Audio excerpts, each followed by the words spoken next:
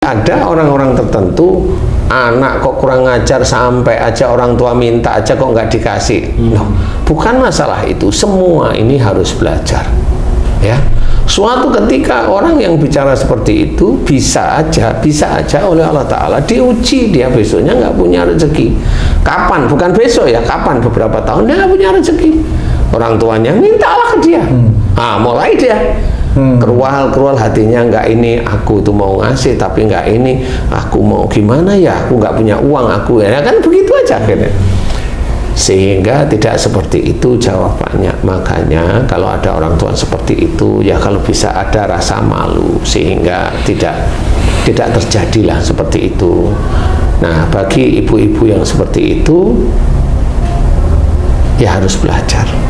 Tidak sepenuhnya harus minta kepada anak, ya minta pada suami. Nah, nanti dijawab suami saya tuh ini, nah kan bener, berarti si istri itu memang itu hobinya ngomel aja dia memang.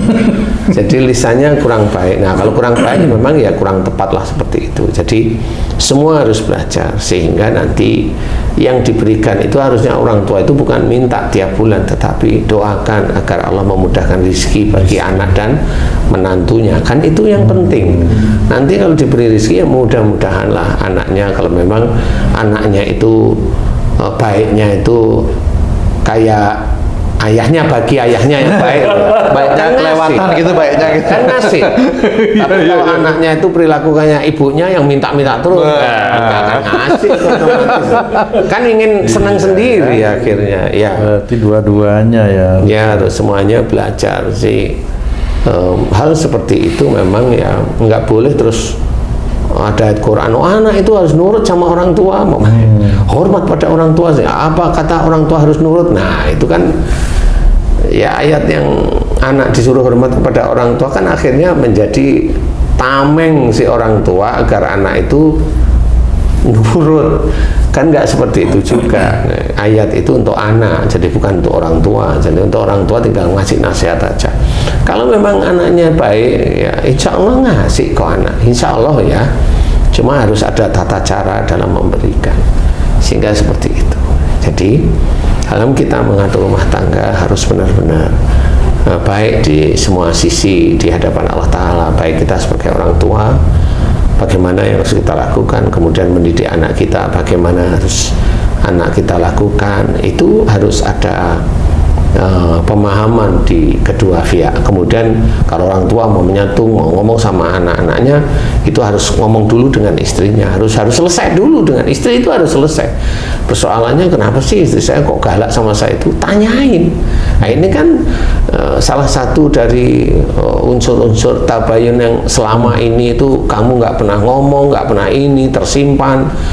Kamu yang merasa yang terdolimi sendiri, padahal ya belum tentu. Kamu ungkapin aja, coba ungkapin aja di depan istri. Kalau memang kamu mau, ungkapin aja antara istri dengan kamu. Kalau kamu udah pernah ngomong kayaknya nggak bisa, ya coba aja di depan saya ingin dengerin masalahnya apa sih, kan begitu.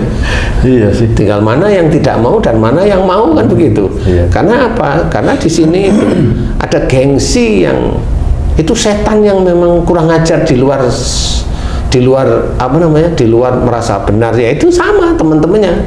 Gengsi itu, setan gengsi itu sama setan merasa benar, setan merasa imam, setan merasa loh, ini merasa ya, bukan karena saya imam ya saya harus memberikan. Nah ini beda. Merasa yang dia pemimpin, merasa dia ini, ya itu juga sama, itu harus diselesaikan. Kalau nggak diselesaikan nggak bisa.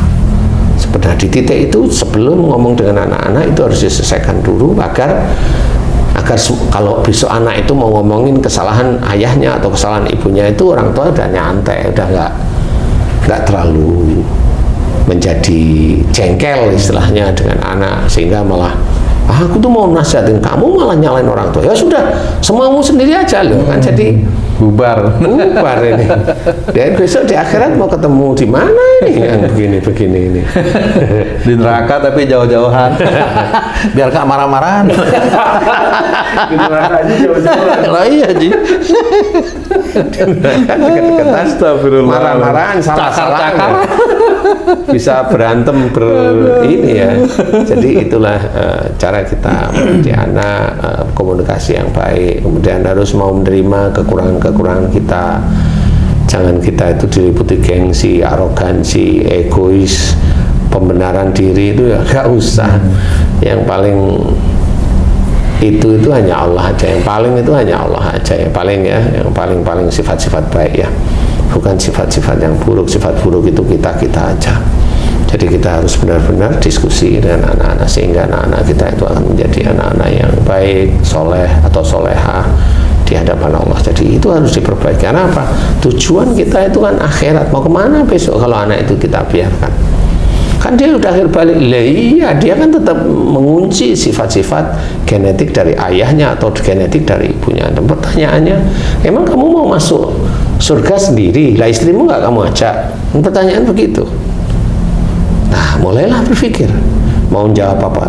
Istriku diem kalau saya ajak pergi aja nggak mau. Mintanya diem di rumah, kan nggak seperti itu jawabannya. Nah, inilah yang harus dipikirkan. Kalau memang mau jadi imam sejati di hadapan Allah Ta'ala, mikir.